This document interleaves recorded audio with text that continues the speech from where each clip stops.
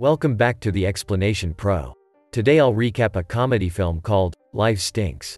Spoilers incoming. The movie is about the CEO of Bolt Enterprises named Goddard Bolt, who comes across as insensitive. He's willing to cut down forests and displace people to make room for his buildings. He acquires half of a slum area in Los Angeles to build his new project called Bolt Center. While discussing the plan with his lawyers, another businessman named Vance Craswell arrives. He sees the small-scale model of the project and reveals that he owns the other half of the area. Craswell starts to make an offer to get the entire property. Bolt doesn't budge, so they go to a building in the area to continue discussing. Craswell then says that the area means a lot to him as he grew up there and he wants to renovate the area to give the people a better place to live in.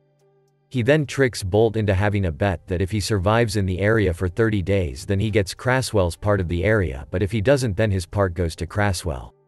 Bolt immediately realizes the trick but agrees to the bet nonetheless, despite his lawyer's protests. As he prepares for the bet, they break some ground rules for him.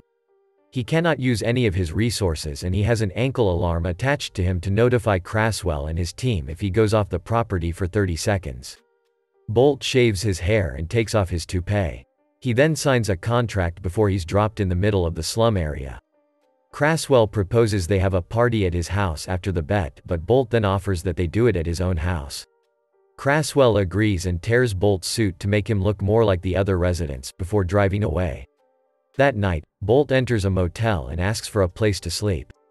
He checks the room and sees that it's a shared room, with multiple beds and people in it. He tries to negotiate with the owner because he doesn't have any money then, but the owner just kicks him out. Bolt tries to sleep in a large tube but wakes up when a pack of rats passes by him. He then tries to ask the church to let him in for food and shelter, but they turn him away. He ends up sleeping near a garbage dump. The next morning, he wakes up to see one of the locals peeing at him. They both get startled by one another. The local introduces himself as Sailor and starts to call Bolt Pepto after the logo of a Pepto-Bismol box smudge on his forehead. Bolt, in turn, gives him a handkerchief to sneeze on, but Sailor doesn't use it because it has Bolt's initials on it. Bolt feels hungrier and starts to think of ways to make money. He sees other people's gimmicks and tries to copy them, but to no avail. While walking through an alley when two muggers put a sack over his head and drag him into an enclosure while stealing his shoes. Suddenly, a woman carrying a trash can cover and a bat arrives, scaring them away. The woman, Molly, turns out to be living in the space inside the gate and calls herself territorial. She gives Bolt a pair of shoes and then takes him to the mission, where they feed the homeless people for free. At the mission, Sailor calls out to them and they sit together with his friend, Fumes. Sailor explains how he and Bolt met before Fumes stands up to get some bread. Bolt hungrily finishes his meal. An old man working at the mission takes their trays and as he leaves, Sailor exclaims that he's going to die soon. Bolt asks how he would know this and he explains that he has his 11s up. They begin to discuss how they would want to die and how to be buried. Sailor says he wants to be cremated and have his ashes thrown into the sea, while Fumes wants to die peacefully in his sleep. Molly then starts to say that people don't die peacefully in their sleep and begins to dramatically act out how they actually die. As Bolt and Molly walk through the streets, they pass by the chapel where a couple had just got married. Molly yells at them and shows her bitter sentiments towards marriage. She then explains that she was married before to a man named Tom and that she was willing to do anything for him. Then, she says that Tom suddenly disappeared, leaving her with the bills despite having no job to pay for them. Her house got taken and that was how she ended up homeless. Molly then asks if Bolt was ever married, to which he says yes and that it didn't work out because his ex-wife didn't like how he was always busy. The two muggers return to Molly's place and starts a fire, burning everything that she owned. She and Bolt arrive too late to stop it and simply watch as the fire spreads and consumes all her things. Molly comes up with a plan and enlists Sailor and Fumes' help to get back at the two muggers, with Bolt acting as bait. He finds them and successfully does so, much to his hesitation. However, the two muggers manage to throw him out of the slum area and his ankle alarm goes off. He struggles to crawl back to the area before Molly, Sailor, and Fumes pour cabbage soup on the two muggers. They run away and the three help Bolt up, praising him for being brave.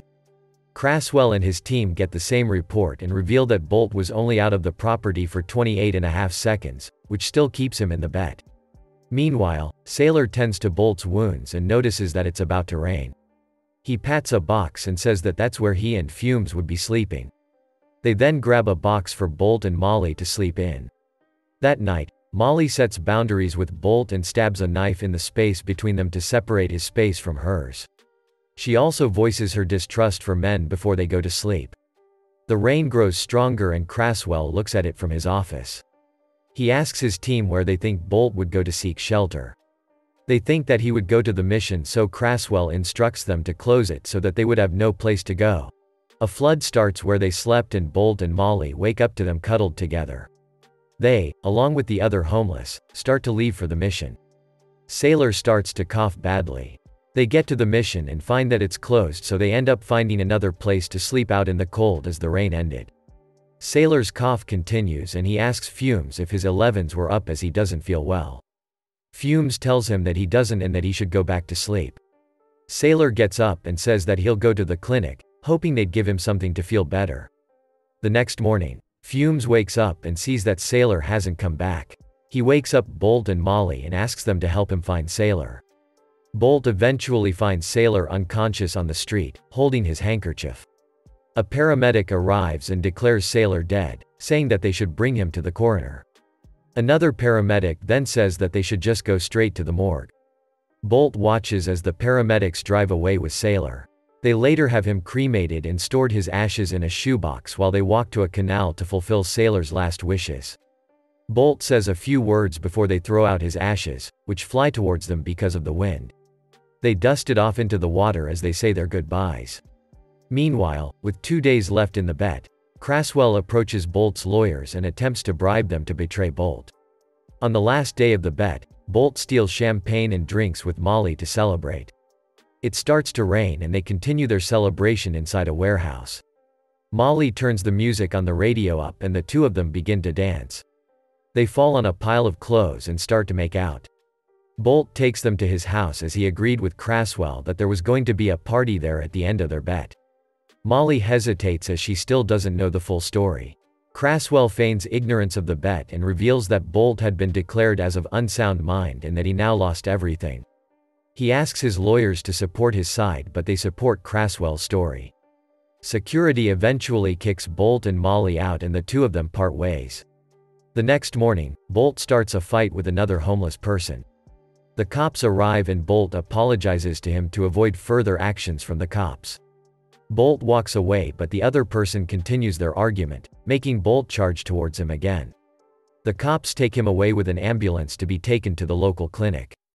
Bolt is strapped into a wheelchair and is to be taken to the emergency, but a nurse announces that the ward is full and they can't take more people in. They then set him aside outside the emergency room along with other patients. He exclaims that life stinks and the other patient chants with him. Seeing the commotion he started, the doctor tells the nurse to give him 500 milligrams of Thorazine, an antipsychotic medicine. He is then laid on a bed and moved from his spot.